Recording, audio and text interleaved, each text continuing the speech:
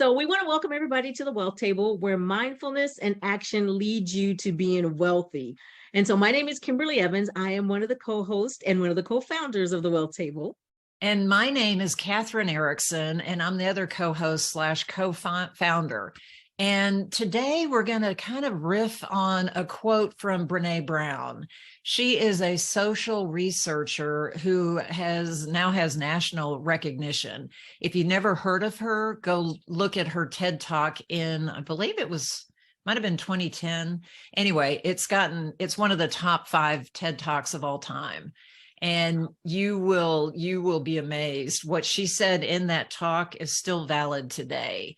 So I wanted to introduce today's segment with a quote from Dr. Brown, from Brene Brown. And she's from Texas, by the way, just a little plug. But the quote is, "In the absence of data or facts, we make up stories." So let me say that again. In the absence of data or facts, we make up stories. And that's what we want to talk about today, the stories that we make up that aren't true, but we believe them, and it leads to consequences we may not want. So go ahead, Kimberly, you have a story to share about that. I do. And I think it's interesting, right? Because some of the stories are stories that somebody else made up, then they tell us, and then we believe those too. So, right, it could be like this prolonged kind of, we don't have the facts and we don't have the data, so we're going to make up stories. And I love this conversation because, and it's appropriate for this month because I've been answering this question a lot this month. It's Black History Month. And I have heard from several groups of people, not just a single group, but several groups of people, that they think Black History Month is in February because it's the shortest month of the year. And so they gave us that month because we did not need a full 31-day month. And so they just randomly pick the shortest month of the year to celebrate Black history. So, and here's what's funny about that is so far from the truth. Black History Month actually started as Black History Week in February. And so when they expanded it to Black History Month, they just kept it in February. Black History Week was originally set up because Abraham Lincoln's birthday is in February and Frederick Douglass's birthday is in February. So they were really planning it around those two significant historic figures to celebrate the change that made a difference in Black lives and in our country. But what's interesting is people also get very, very frustrated because they feel like, well, why do we only have to celebrate Black History Month for a month? You don't. We just highlight Black History Month in a month. But Black history is part of American history, so you can really celebrate Black history anytime you're talking about history. But people believe that so much so that on one side, it makes them feel dejected and disrespected because we have the shortest month unnecessarily. And then other people are like, well, that's exactly what they get. They don't need a whole month anyway, so I don't even know why we're doing it. Both are wrong. They're both. And so it's interesting to me because it came up a lot this year because I guess I've been doing a lot more activities and being out in the public more. It's interesting to me because both of those truths are not true, but people sincerely believe them. And because of that, they act upon them when in reality, if they had the data or the facts, they would act upon them differently, which would then cause more uniformity, more inclusion, more understanding than it did divisiveness or putting people confronting one another or feeling a certain kind of way when they really don't have to, based on that fact. Wow, that's amazing. So thank you for giving me that insight. I didn't realize that people were looking at Black History Month and criticizing it, number one, or number two, saying it shouldn't be in the shortest month of the year. Okay, fine. It's just, so going back to the quote, we create stories in the absence of facts. Yep. So how do you know when your stories are correct or accurate? Well, you go look at the facts, right? You go look at why. You do your own research and use your critical thinking. Yes. We all have the ability to discern and decide whether something is true or not. And that's so important, especially in terms of money creation and wealth and legacy, because from the time we're 0 to about 6 or 7, we take in everything that's coming in at us from our environment when we're that young. And there's a lot of probably money discussions and money decisions made that we're not aware of logically, but our subconscious mind is just taking it in. It just comes in and there's no discernment. There's no filter. And so the stories that you have about money, the stories that you have about wealth building, the stories that you have about your own personal worth may have started from when you were just a child and you didn't know better. So the first step in all of this is, number one, recognize that you're telling a story or that it's a belief that you have. And number two, start asking yourself, is this really true? Or is this just something I've believed and never examined? So the critical, something I heard, right. Or something I just accepted because it was on social media or my favorite famous person, celebrity, or politician said it. And I believe everything they say. Right. Whew, I hope that's not the case. But I mean, there's probably people that live in that space, right? But, and if it is, that's fine. But our point is become conscious of what you believe. Become aware of what you're thinking, and then you can decide, well, wait a minute. I heard my dad telling me that forever, that, you know, money doesn't grow on trees, just to use a very common example, or you never get credit. Well, for me personally, my dad grew up in the Depression.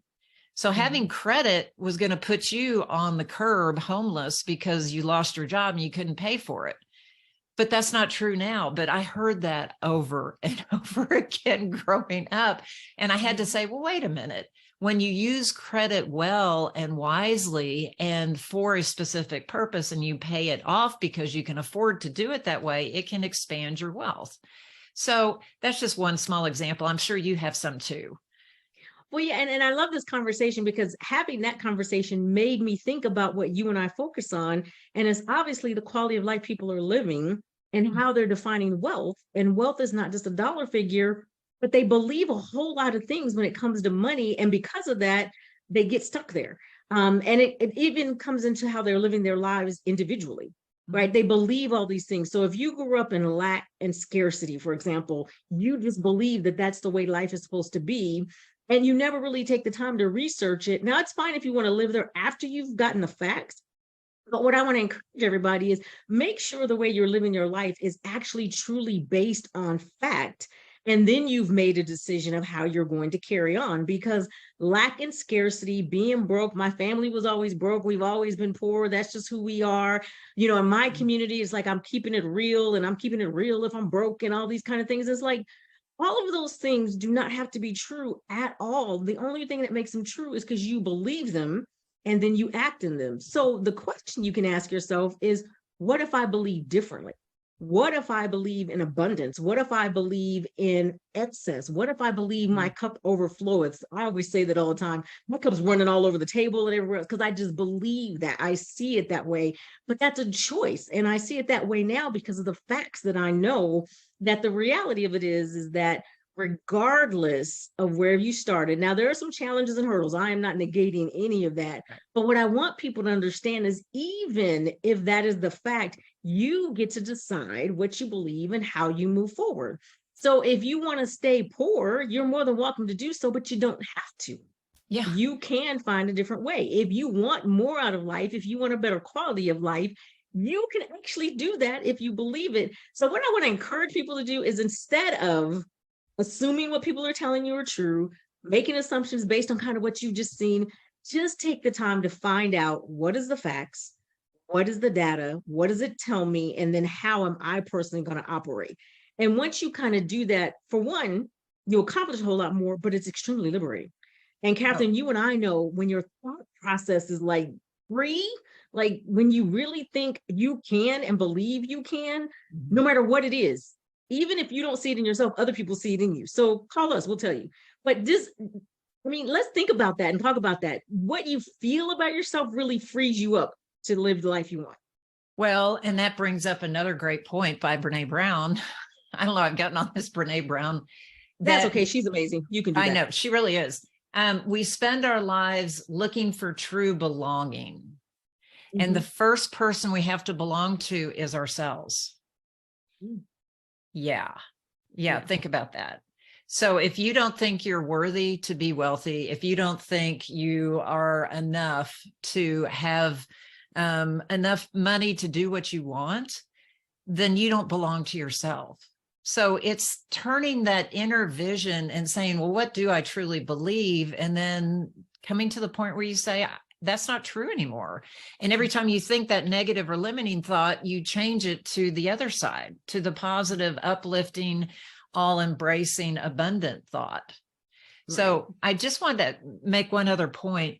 It always makes me angry when I read either a politician or an article that says, oh, the rich should pay more. Well, think about that. No one gave them that. They were rich because they had probably an abundant mindset. So saying that the rich should pay more in taxes or whatever negates your ability to become more, because you're projecting that out on someone that you perceive as, they've made it and I haven't. So instead of saying the rich should pay more, say, I am wealthy, I am abundant, empower yourself. That's my whole thing with my website, Empowered Way, is when you become yourself authentically and you belong to yourself, you find that power of choice that you're speaking of, Kimberly. And it is so life-changing, so life-changing. And that's what we want. Me and one of my girlfriends call it the mirror work. Exactly. Mirror work.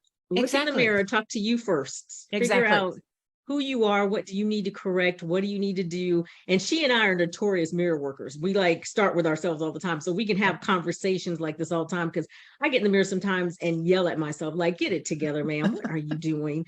Right. And so when you start there, then outwardly, then the rest of it kind of lines up with where you line yourself up. Right. And I love the example of the taxes, because that is something we're getting ready to hear a whole lot of it, because we're getting ready to go into another presidential election season. Right. But here's what's interesting about that statement about taxes.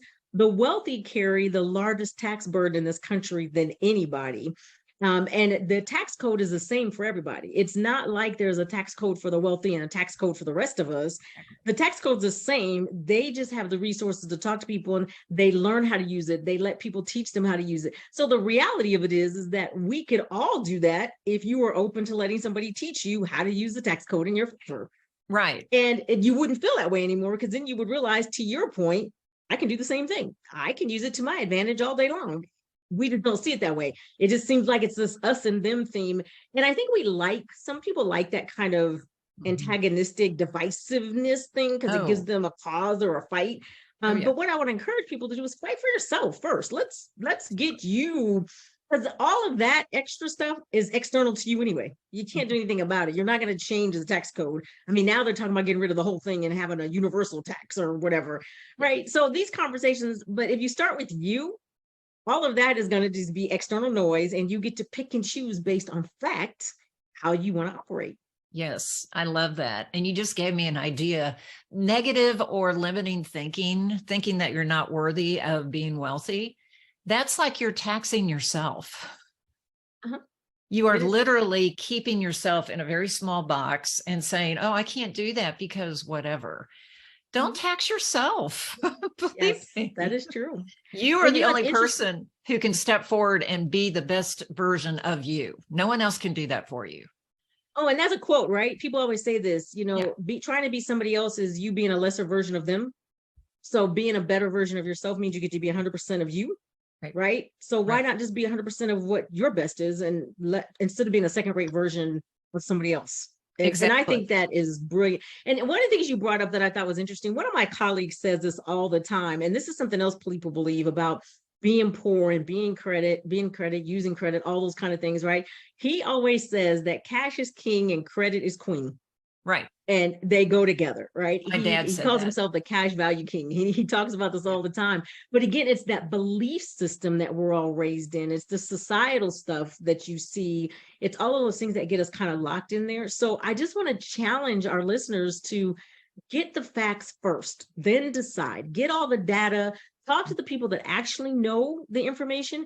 Families mean well, our friends mean well, people love to share information and they mean the best, but it may not always necessarily be 100% facts. And so at least do that research for your own sake so that you can then operate to the best of the quality of life you want to live. Right. That's such great advice, Kimberly. And remember, friends, family, they're operating from their paradigm, from their belief system of money. And that may not be yours. That may not be true for you. You may be a creative person, an artist, a musician, an actress, something in the more creative field that you have to slog along for a long time before you actually start making money. But if that's what you're called to do and you can support yourself and support your art, who's to say you're not successful? So we've talked about that before. What is your version of success? Yeah, how do you have to define define success? that. Yeah. Yes. Yeah. Yes. What is your version of success? So, Kimberly, this was great. I love these discussions, and hopefully our viewers do too. And, we want to hear from you. We've started a YouTube channel as well as posting this on Facebook. And so there's opportunities to leave comments, to ask questions. We'd love to hear from you and love that feedback. Absolutely. And I'm going to end it with this, is that if you believe something, ask yourself, where did you get that belief from and why do you believe it? Mm-hmm. If you spend any time with me at all and you tell me something's true, I'm be like, how do you know?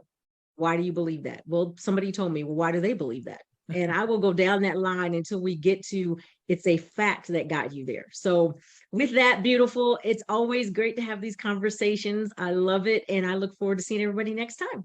All right. Thank you so much. Bye. Thanks, everybody. Have a good day.